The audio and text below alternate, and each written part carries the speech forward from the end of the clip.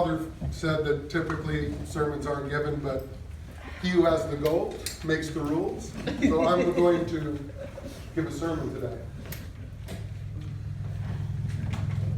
Back in the 80s, I remember there was a Christian singer that did this song called Lazarus Come Forth. Now the interesting thing is I want you to imagine this now. All the people that had died before Jesus had come to the earth had only seen and heard and imagined who Jesus would be. So Isaiah, the prophet Isaiah, had visions. Solomon got the wisdom from God. All those people, King David, all those people had only had a taste of Jesus. So when Lazarus died, he went to Hades, that holding place. And he went into that place, and I just want you to imagine for a second, he went in there, and they were all welcoming him. And, Solomon's like, I remember he gave me my wisdom. And Isaiah's, oh yes, I remember seeing visions of him. And King David's, oh yes, he gave me the strength that I needed to defeat Goliath. He has been with me all this time. Jeremiah and all these people that were there. And Lazarus, can you imagine going, well, you know what? I had dinner with him. They're like, what? And I sat with him and I talked with him. They're like, you gotta be kidding me. And I spent time with him and I loved him and he loved me. And I got to hug him and I got to spend time with him. And they were like, oh my God, I can't believe it. Tell us more. He says, okay, let me tell you everything that I learned. And then all of a sudden, Lazarus, come forth. He's like, wait a minute, I hear something. They're like, guys, I think I gotta go. Lazarus, come forth. He's calling me back. I don't think it's my time. Oh, please stay. Lazarus, come forth. Can you imagine all those people, all those prophets and saints of old, just getting that glimpse of everything that they'd ever seen in Lazarus? And when Lazarus came to, and when Jesus was standing before the tomb, when he was standing there, all the people realized who he was. He is the resurrection and the life. He says, only if you believe, you will see these things. Only if you believe.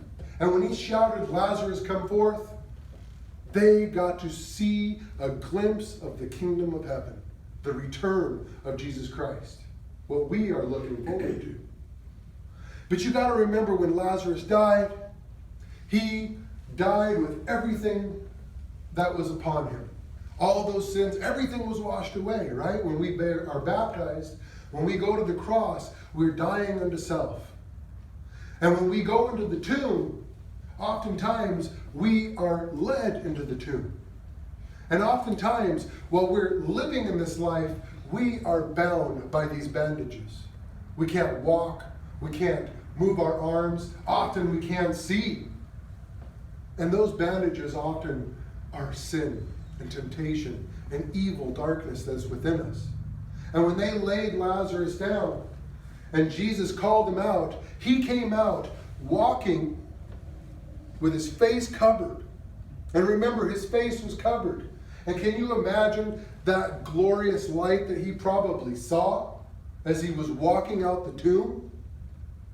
That's the glorious light that we look forward to. And as we walk toward Jesus, as we're walking out of our tomb, as we start emerging from our death, Jesus is now commanding us, remove the shroud from him and set him free. That is what we all desire. That is the ability that we have when we do confession, when we shed off those sins. Those are the ability we have when we come to liturgy and we spend a little bit of time in heaven. And the closer you get to God, the more and more this will make sense. But sometimes people, it doesn't make sense to them. You have all those people that are full of darkness, and the shroud is on them forever.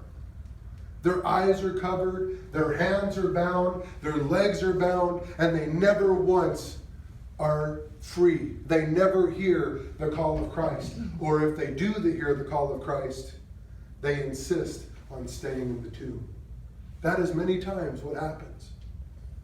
I guarantee all of us know those people in our workplace, the people we see, of course, all the things that we see on the news.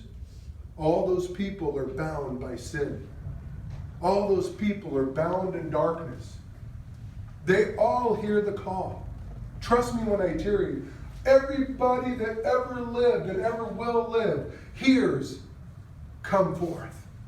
Dimitri, come forth. Walt, come forth. Natalie, come forth. All of us hear these calls. And it's up to us to sit up and walk and force our way to the mouth of the tomb. Remember, people had to help remove the stone. But Lazarus is the one that came back and forced himself to get up by the power of Jesus Christ. He rose because the Lord called him back. Now that he was back, what was he going to do? Talk about second chances. How and what and when and everything, all the things that he found so important, do you really think that those things were that important anymore? He had a second chance that not very many people get. When he rose, the first face he saw when they were taking off the bandages was Jesus' face. It's amazing to me. And when we finally discover that when we are removing the shroud from our face, when we finally see that glory that's Jesus Christ, and I tell you, sometimes it takes 20, 30, 40, 50 years before you actually experience the glory of Jesus Christ. There's people that have been Christians for 80 years. I remember my spiritual father, one of my spiritual fathers, he says, I was a priest for 40 years before I realized who Jesus Christ who really was. That took me back. I was like, oh, what? 40 years it took for him to have the shroud removed from his face. 40 years it took for him to realize the revelation that Jesus Christ is. That Jesus Christ is and was and ever shall be. Remember what we read in Revelation. I know we don't read it during the scripture, right? But he is the Alpha and the Omega, the beginning and the end. He came, he saw, he conquered. Today we celebrate the raising of Lazarus from the dead as a symbol for what is going to come. Today is the beginning of Holy Week. We fasted for 40 days. We wept. We did all these things. We're preparing for ourselves to go into the tomb. And we saw Lazarus get raised from the dead today. The glory of Jesus Christ is there and ours for the taking. Don't wait until it's too late to realize who Jesus Christ is. 40 years as a priest before you realized who Jesus Christ was? That blew me away. That blew me away. But remember, the closer we get to God, the more the enemy will come, but the more the shroud will be removed from our life. And all the things that we find so important just won't be that important anymore. We all have that second chance. When you realize that Jesus Christ is King and is the person that's going to lead us, he is going to fill you with something that nobody can describe. Not me, not Father Frederick, not any priest or bishop. Only you will be able to experience what Jesus Christ shares with you. Because it's going to be unique. Mary, Martha, and Lazarus had something unique with the Lord. So do all of we. And all those people that stood around, they got to behold the glory of Jesus Christ. So today, as we prepare our hearts and our minds, as we step our first step into Holy Week, think about where you are. Think about where you are with your walk with God. Think about what's important and what is not important in your life. What doesn't belong needs to come off with the shrouds. And what does belong needs to come into the heart to fill that space that so desperately desires to be filled by the love that is Jesus Christ. So let us walk and start our week today, and let us glorify him with all of our hearts. Amen.